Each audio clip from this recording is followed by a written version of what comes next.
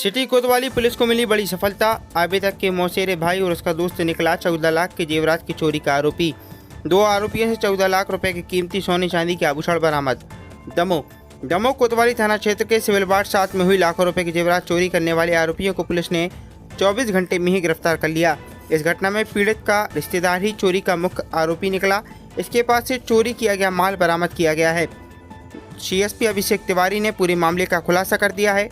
CSP ने बताया, civil ward 7 में रहने वाले अभिलाष यादव ने 29 मई को कोतवाली में शिकायत दर्ज कराई थी कि 28 मई की रात उनके घर से अज्ञात चोरों द्वारा करीब 12 तोला सोना और 1.5 किलो चांदी सहित करीब 14 लाख रुपए की चोरी की घटना को अंजाम दिया गया है।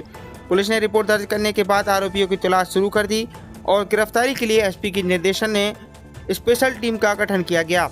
पुलिस ने जांच शुरू की तो पाया चोर ने इस तरह इतनी बड़ी घटना को अंजाम दिया है जैसे उसे यह पता हो कि जेवरात कहां रखे हैं, क्योंकि आरोपियों द्वारा घर में ज़्यादा तोड़फोड़ नहीं की गई थी।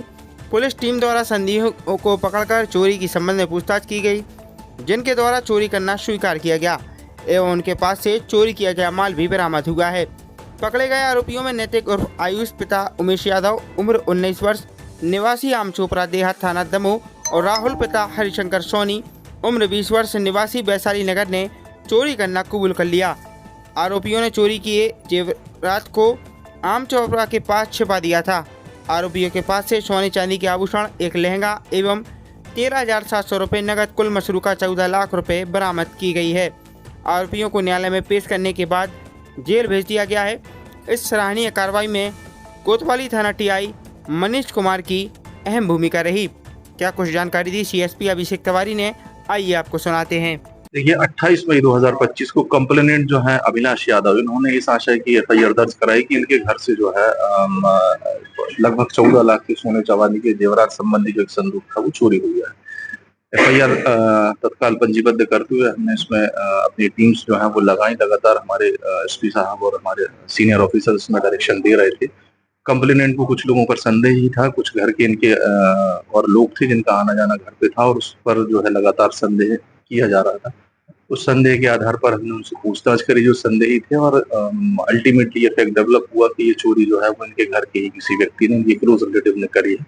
उससे पूछताछ करी तो हमने उसके पास से जो माल रिकवर किया है लगभग 14 लाख का कंप्लीट माल जो है वो रिकवर किया गया है। इस पूरी घटना में इस आरोपी के साथ साथ इसका एक दोस्त और भी था।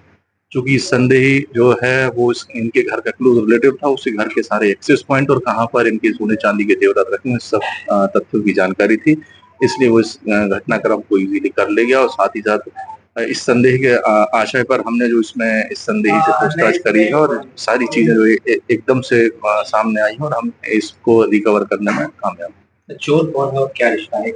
देखिए, कंप्लेनेंट से चोर का जो है संभवतः मौसी का लड़का है जिसका घर में आना जाना था और सारे घर की एक्सेस पॉइंट और घर में रखे हुए कीमती सामान की इसको जानकारी। किस तरह से जानकारी लगी थी कि ये चोर यही हो सकता है?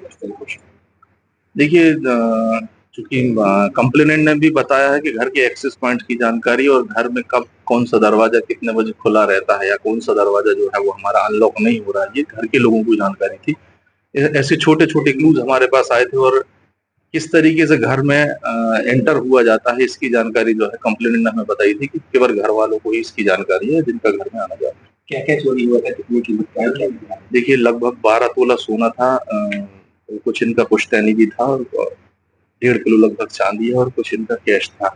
एक संदूक में ये सारा सामान जो है वो रखे हुए थे और ये सब जानकारी जो है वो घर वालों को थी कि क्या कैश में जेवरात हो।